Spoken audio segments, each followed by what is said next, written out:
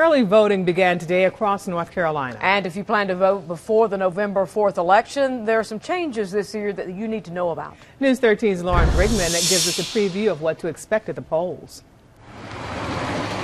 Whether you want to avoid the crowds or just get your ballot in the box early, you have 10 days to do it in North Carolina.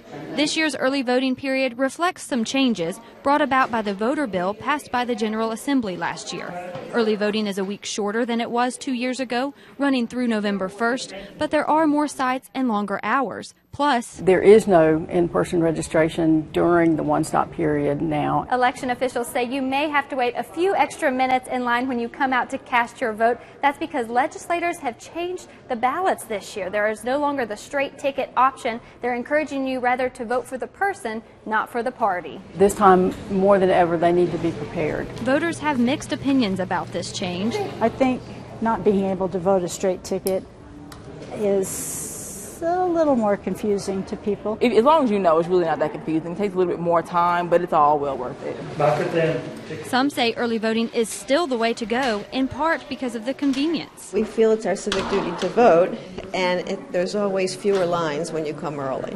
A reminder from Board of Elections officials to be prepared before heading to cast your vote, and be aware more changes are in store for the 2016 election. Voters do not need to present ID, photo ID this election, but they are going to be asked that question. Do you have the type of ID that's going to be required?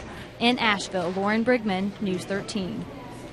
You can find your county's early voting schedule on our website, WLOS.com. Just click on News Links.